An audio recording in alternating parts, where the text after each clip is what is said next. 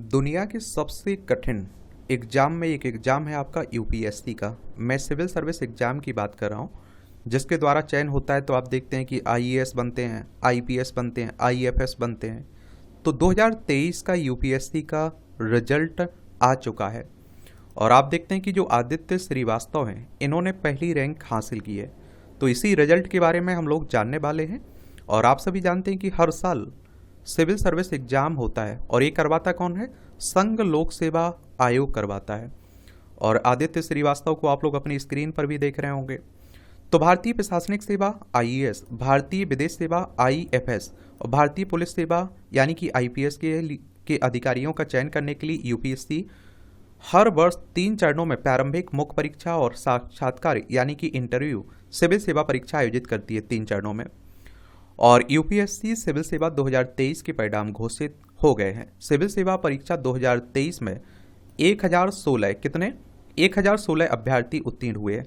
आदित्य श्रीवास्तव ने सिविल सेवा परीक्षा 2023 में टॉप किया है। वहीं अनिमेष प्रधान, डोनोरू अनन्या रेड्डी को क्रमशः दूसरा और तीसरा स्थान मिला है। और याद रखिए, जो आदित्य श्रीवास्तव है ये इंग्लिश मीडियम से है, ये आपको बता देता हूँ। यूपीएससी की इन परीक्षाओं में कुल 180 उम्मीदवार भारतीय प्रशासनिक सेवा के लिए चुने गए हैं। वहीं 200 उम्मीदवार इंडियन पुलिस सर्विसेज यानी कि आईपीएस के लिए चुने गए हैं। और भारतीय विदेश सेवा यानी कि आईएफएस के लिए 37 उम्मीदवारों का चयन हुआ है। इन परीक्षाओं के माध्यम से 613 उम्मीदवारों का चयन केंद्र सरकार के विभिन्न ग्रेड ए पदों पर हुआ है। 113 उम्मीदवार ग्रेड बी पद के लिए चुने गए हैं। और इंटरव्यू में आप देखेंगे कुल 2800 से अधिक उम्मीदवार शामिल हुए थे, यानी कि 2800 से ज़्यादा लोगों ने इंटरव्यू यानी कि साक्षात्कार दिया था। यूपीएससी ने बताया कि परीक्षा के इस वर्ष इंटरव्यू का समापन 9 अप्रैल 2024 को हुआ था। आईएएस के लिए इंटरव्यू 4 जनवरी से शुरू हुए थे और 9 अप्रैल तक इंटरव्यू चले। यूपीएससी के मुताबिक अलग अलग चरणों में आयोजित किए गए इंटरव्यू में कुल 2800 से अधिक उम्मीदवार शामिल हुए थे। और इस पूरी प्रक्रिया के उपरांत civil service IAS, IFS, IPS व अन्य केंद्रीय पद पर चयनित हुए उम्मीदवारों के नाम व रोल नंबर उनकी रैंक के हिसाब से जारी किए गए हैं। और मैं आप लोगों से हमेशा कहता हूं कि आप लोग जिस भी एग्ज़ाम की तैयारी करें उसके बारे में जो भी जानकारी आपको चाहिए होती है उसकी ऑफिशियल साइट पर जाया करिएगा। अगर यूपीएससी की आप लोग ऑफिशियल साइट पर जाएंगे तो आप लोगों को ये लिस्ट भी मिल जाएगी, सब कुछ वहाँ मिल जाता है, तो जाकर आप लोग डाउनलोड कर सकते हैं। 1105 यानी कि 1105 पदों पर रिक्तियों को भरने के लिए परीक्षा आयोजित की गई थी। यूपीएससी ने इस वर्ष आईएएस, आईपीएस, आईएफएस व अन्य केंद्रीय सेवाओं में ग्रुप ए और ग्रुप बी के 1105 पदों पर रिक्तियों को भरने के लिए परीक्षा आयोजित की थी। और यूपीएससी सिविल सेवा प्रीलिम्स परीक्षा बीते साल 28 मई को आयोजित की गई थी 2023 में। और प्रीलिम्स में कामयाब होने वाले उम्मीदवार अगले राउंड की परीक्षा में शामिल हुए थे। और दूसरे राउंड यानी कि मुख्य परीक्षा 15, 16, 17, 23 और 24 सितंबर 2023 को 2 शिफ्ट में आयोजित की गई थी। और यूपीएससी ने कहा कि कुल 1016 अभ्यर्थियों ने परीक्षा उत्तीर्ण की और केंद्र सरकार की विभिन्न सेवाओं के लिए उनकी सिफारिश की गई है। भारतीय प्रशासनिक सेवा, भारतीय विदेश सेवा, भारतीय पुलिस सेवा के अधिकारियों का चयन करने के लिए हर साल ये एग्जाम करवाया जाता है। और आदित्य श्रीवास्तव ने कैसे की यूपीएससी की तैयारी, इनके बारे में जान लीजिए। तो 2023 में यूपीएससी टॉपर आदित्य श्रीवास्तव ने बताया कि ये उनका तीसरा प्रयास था। 2020 में मल्टीनेशनल कंपनी की नौकरी छोड़कर उन्होंने यूपीएससी की तैयारी शुरू की। पहले प्रयास में वो सिविल सेवा परीक्षा इंटरव्यू तक पहुंचे थे, लेकिन फाइनल लिस्ट में जगह नहीं बना पाए थे। फिर दूसरा यूपीएससी अटेम्प्ट उन्होंने 2022 में दिया था, तब आईपीएस की रैंक मिली थी। अभी आदित्य हैदराबाद में आईपीएस की ट्रेनिंग ले रहे हैं। यूपीएससी टॉपर अनिमेष प्रधान दूसरे नंबर पर हैं। तो अनिमेष प्रधान ने यूपीएससी सीएसई रिजल्ट 2023 में दूसरा स्थान हासिल किया है। अनिमेष भी इंजीनियर ही हैं। उन्होंने एनआईटी राउरकेला से कंप्यूटर साइंस में आप देखते हैं कि बीटेक किया है। यूपीएससी में अनिमेष प्रधान का ऑप्शनल पेपर कौन सा था? सोशियोलॉजी था। और डोनोरू अनन्या रेड्डी एक तीसरे नंबर पर हैं।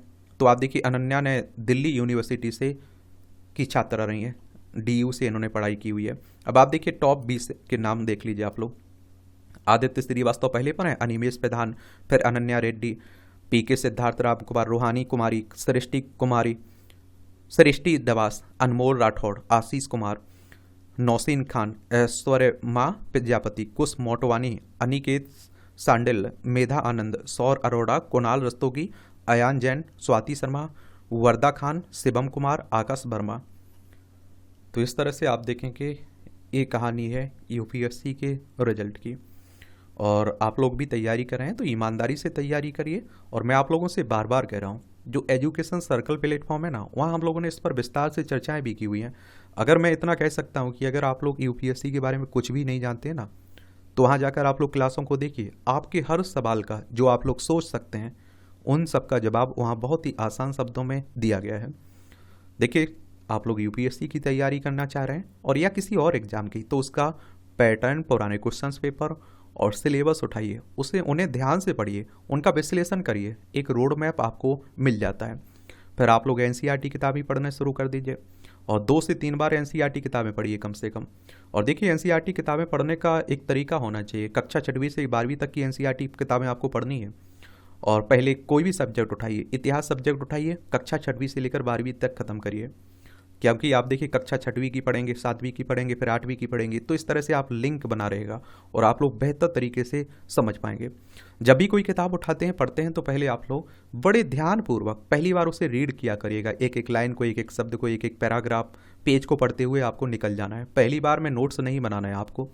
2-3 बार आप लोग पढ़ लेंगे ना, तो आपका सब कुछ कंप्लीट हो जाएगा। आपको समझ में भी आ जाएगा कि नोट्स आपको कैसे बनाने हैं। और देखिए, कहते हैं कि बाकी किताबें आपको बताती हैं, लेकिन एनसीईआरटी की किताबें आपको समझाती हैं। जब एनसीईआरटी की किताबें आपकी ख़त्म हो जाएं, पढ़ ली जाएं, तो बेस मजबूत हो जाएगा।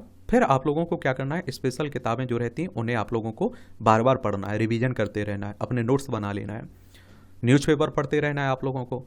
और प्रैक्टिस के लिए आपको टेस्ट भी देते रहना है। और मेन है मुख्य एग्जाम, मुख्य परीक्षा, तो आंसर राइटिंग आप लोगों को हर हाल में करना है, डेली करना है, निबंध लिखना है, आंसर लिखना है आपको। और ये सब करेंगे ना, और निरंतर करेंगे, रेगुलर करेंगे, तो आपको भी पॉजिटिव रिजल्ट ही मिलेंगे, इतना यकीन के साथ कहा जा सकता है। तो मेरी तरफ से शुभकामनाएं हैं। अब आप लोगों को मेहनत करनी है, पढ़ना है। धन्यवाद। कोई आपका सवाल हो, सुझाव हो, तो आप लोग बता सकते हैं।